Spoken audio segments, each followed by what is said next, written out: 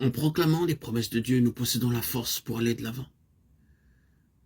Dieu conclut cette alliance. Et nous pouvons nous élever de plus en plus spirituellement. C'est par grâce que Dieu condescend à faire une alliance avec des êtres tels que nous. Nous ne sommes pas dignes d'une telle faveur. 1 Corinthiens 15, 10. La première fut avec Adam.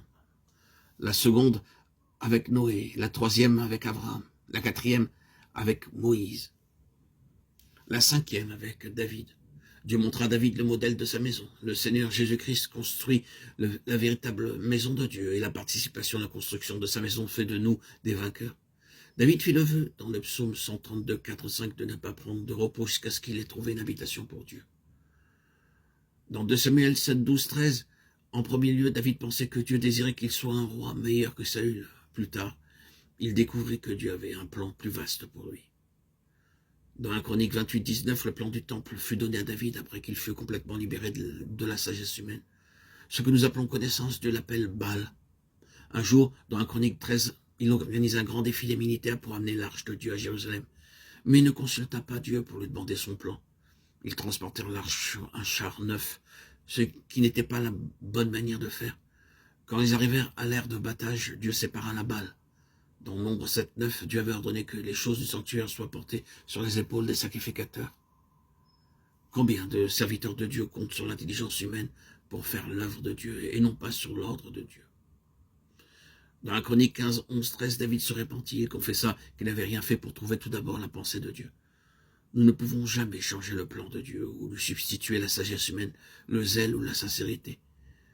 Les prédicateurs d'aujourd'hui veulent voir des foules et des résultats, mais ils ne veulent pas obéir à la parole de Dieu. Ils utilisent des chants mondains et d'autres moyens pour attirer la foule. La seconde fois où David fut amené sur l'aire de battage est mentionnée dans 2 Samuel 24, 1. L'orgueil avait pénétré et envahi le cœur de David, et il comptait sur sa propre force. 2 Samuel 24, 18. Il fut amené sur l'aire de battage, qui devint plus tard l'emplacement du temple. 2 Chroniques 3, 1.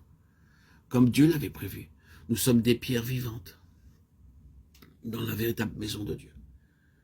1 Pierre 2, 5. Et nous devons prendre notre part dans la construction de la maison de Dieu, qui est l'Église universelle et non pas une secte ou une dénomination. Dieu fit la 6e alliance avec le Seigneur Jésus-Christ. Au psaume 2, 7, 8, les nations et les extrémités de la terre ont été promises au Seigneur Jésus-Christ comme son héritage. Nous devons réclamer sa possession en tant que ses co-ouvriers. 2 Corinthiens 6, 1. Il a un héritage en Australie, au Canada, en Amérique, aussi bien qu'en Inde. Nous devons réclamer cet héritage. Il est mort pour tous les hommes.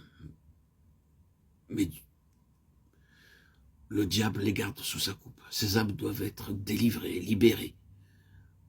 Si je suis ici, c'est en son nom. Je dois aller en son nom réclamer l'héritage du Seigneur Jésus-Christ. Amen. Alléluia.